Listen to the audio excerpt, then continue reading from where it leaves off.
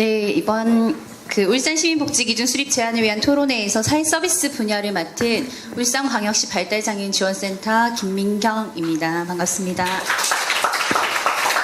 네, 사회서비스 분야가 아동, 청소년, 영유아부터 시작해서 노인, 그리고 다문화, 북한이탈 주민까지 다양한 인구들을 다 포함하고 있기 때문에 여기 같이 힘써주신 분이 박기석 관장님과 자문경 과장님, 그리고 이준범 팀장, 이영식 사회복지사 선생님이 같이 이렇게 자료를 정리해 주셨습니다. 기본 자료들은 소득 분야에서 기본 데이터들을 다 정리해 주셔서 중복되는 데이터는 실지 않았고, 그 외에 이제 그럼 사회 서비스 분야의 적정 기준과 최저 기준이 무엇이냐라고 물으시면 안 되고요. 오늘 토론회의 목적이 이제 울산시민복지 기준선 마련을 위해서 어떤 것들을 고민해야 되고 어떤 것들을 챙겨봐야 되는지에 대한 의문을 던지는 그런 자리라고 생각하시면서 들으시면 될 것 같습니다. 아까 김진 교수님께서도 말씀하셨지만 이젠 복지가 정치, 사회 이슈의 전면으로 등장하기 시작했습니다. 그래 기초수급자에 대한 사각지대 구제나 중증 치매 환자 의료비나 아동수당에 대한 부분이나 그리고 부동산, 주거. 그래서 저희가 분야가 지금 소득, 사회서비스, 그리고 교육, 건강, 주거 이렇게 다 포함이 되어 있는 것도 이제 사회서비스 분야가 주거복지, 환경복지, 교육복지, 녹색복지라는 말이 나올 정도로 모든 분야의 복지가 다 걸쳐져 있다. 이렇게 보시면 될 것 같습니다.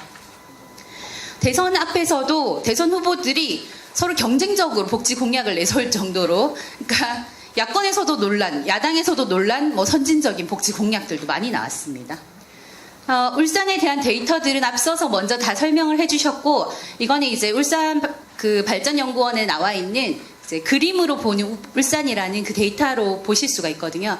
여기에 보시면 이제 인구, 출생률부터 시작해서 이혼율, 그리고 이제 사회복지시설 현황, 이런 모든 자료들이 다 들어있습니다.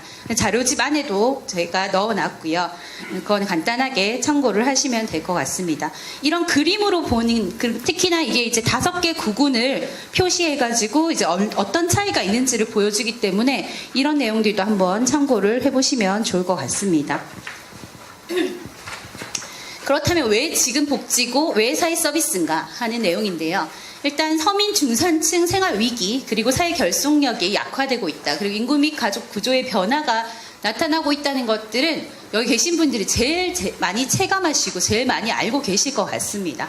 그래서 이제 복지는 서민 생활 안정뿐만 아니라 사회 통합, 그리고 미래를 위한 성장 동력이 될 것이다 하는 것 때문에 지금 복지가 중요하고, 그러므로 울산 복지 기준선을 마련해야 된다, 이런 것들을 얘기하실 수가 있습니다. 그래서 저는 분야별로 다 하면 너무 시간이 많이 걸릴 것 같아서 울산에 나와 있는 신문 기사를 통해서 어떤 이슈들이 나오고 있는지를 한번 분석을 해봤는데요.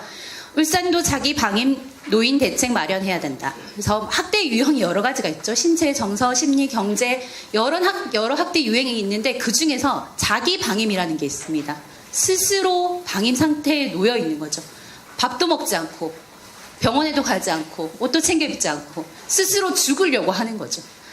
그런 자기 방임 노인들이 늘어나고 있습니다. 이분들이 다 젊어서는 열심히 일만 하신 거죠. 회사형 인간이라고 들어보셨어요? 회사 안에서만 모든 관계를 가지고 있었습니다. 모든 밥도 회사 사람이랑 먹고 술도 회사 사람이랑 마시고 여가생활 놀러 가는 것도 회사 사람이랑 놀러 가다가 퇴직하고 나니까 아무것도 없는 거예요.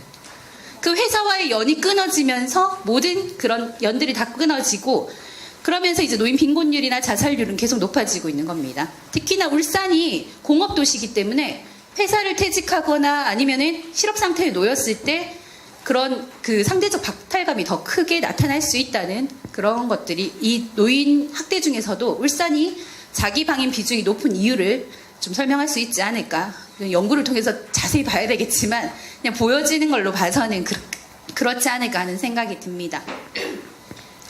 자기 방임의 특징이 대부분 집에서 나오지 않는 은둔형이고요.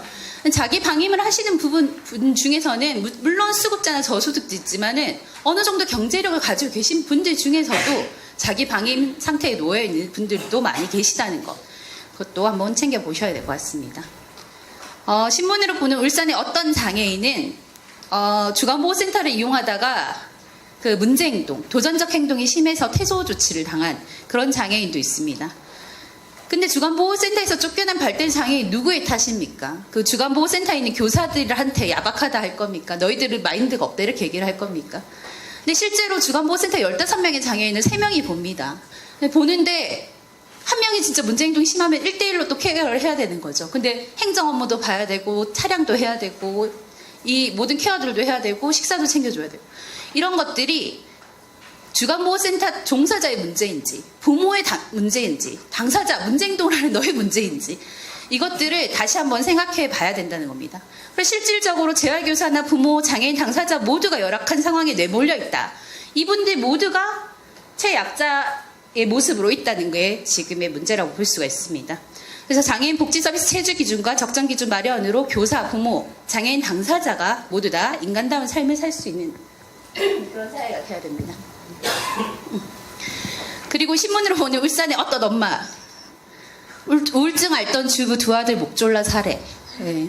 그래서 우울증이 있었기 때문에 그리고 정신병리학적 문제가 있었기 때문에 그렇기도 하지만 울산의 구조가 조금 남편들은 돈을 벌고 그 보면 경력 단절 여성 비율이 제일 높거든요. 그러니까 와이프는 육아를 책임져야 한다는 이런 암묵적인 그런 분위기가 좀 형성이 되어 있습니다.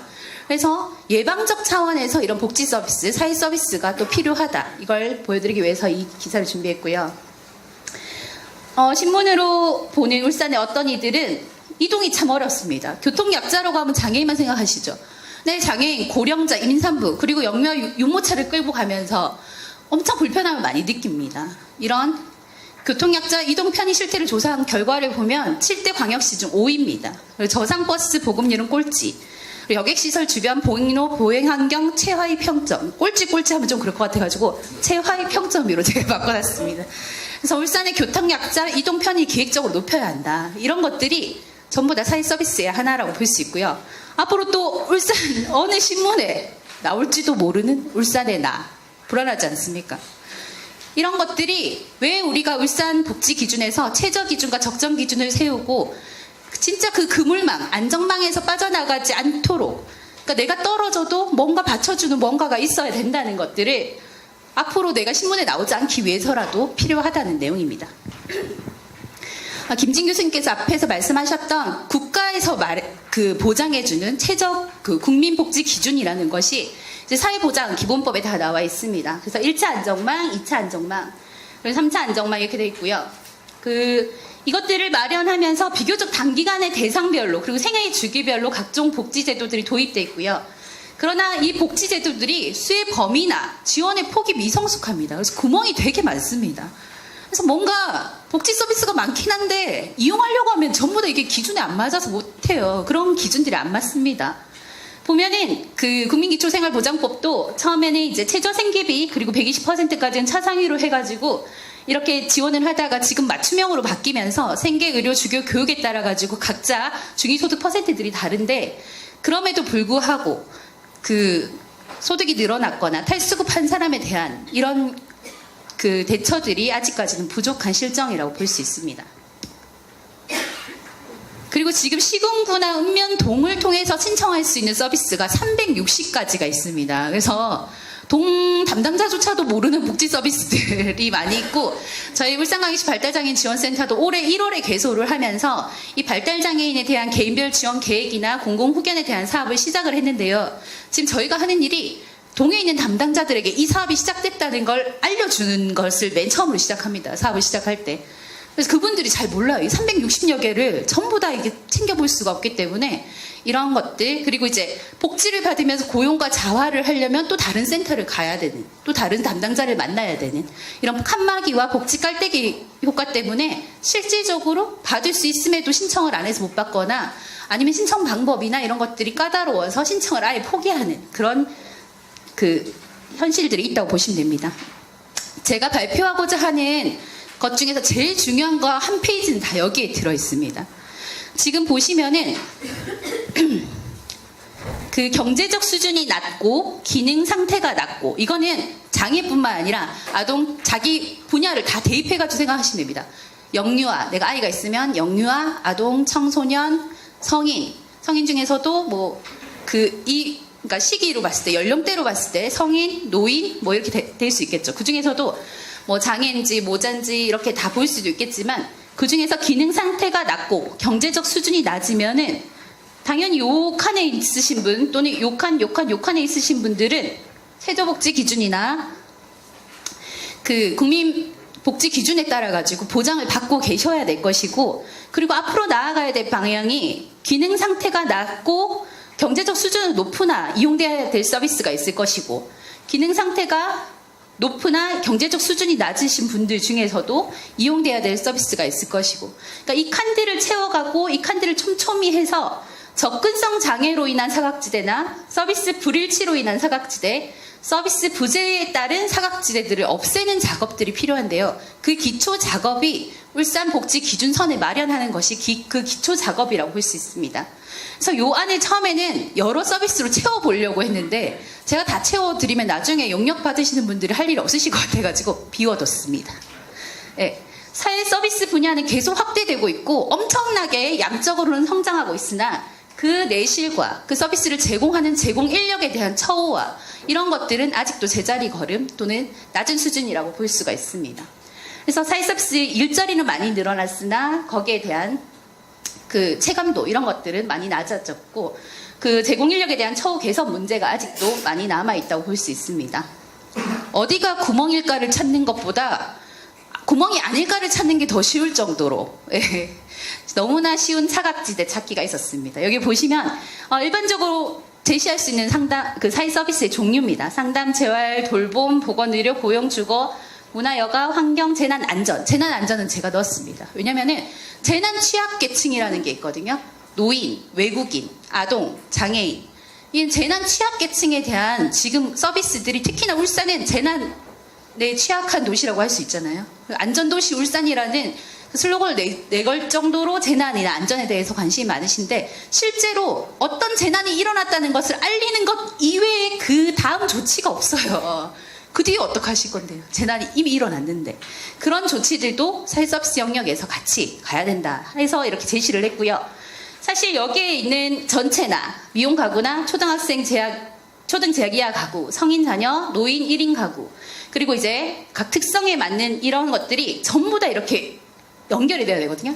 여기 보면 밑에 얼기설기 있는 것이 사실 그물을 표시하기 위해서 제가 그림을 넣은 건데 이런 것들이 더욱 촘촘하게 마련돼야 되고 크로스돼 가지고 이제 빈틈없이 마련돼야 됩니다. 그래서 진짜 누가 떨어져도 아까 누구도 포기하지 않는, 한 사람도 포기하지 않는 그런 복지 기준이 마련되어야 한다. 이것들을 제시하기 위해서 넣었고요. 이 자료들을 준비하면서 김진 교수님 엄청 고생을 하셨을 거예요. 통계청에 엄청 많이 들어가셨을 거예요. 저희도 기준을 찾으면서 가까운 부산에 부산복지개발원이 있는데요. 거기에 보면은 부산형 기초보장제도, 주거급여 및 의료급여 도입에 대한 연구나 맞춤형 급여체계의 사각지대 특성이나 부산형 최적 주거기준 설정, 또 요즘 부산에서 1인 가구 사망이 특히 40, 50대 사망 고독사가 엄청 많이 일어났거든요. 근데 그 1인 가구에 대한 실태에 대한 연구 이런 것들이 즉각적으로 지금 일어나고 있습니다. 근데 울산에서는 울산발전연구원과 지금 이 건물에 있는 여성가족개발원이 있긴 하지만 사회복지 전반에 대한 연구나 우리 지역에서 나타나고 있는 이슈에 대한 연구 결과가 없습니다. 그래서 이런 것들이 기반이 되어 있지 않으면 정책에 대한 근거를 댈 수가 없거든요. 그래서 지금 저희가 울산복지기준 수립 제안 토론회 사업단이 어벤져스라고 불릴 정도로 이 21명이 각계로 막 전투적으로 이걸 준비를 했는데 울산복지개발원이 설립된다면 이런 복지 이슈나 이런 정보들이 한눈에 정리가 되지 않을까 하는 기대를 해봅니다. 감사합니다.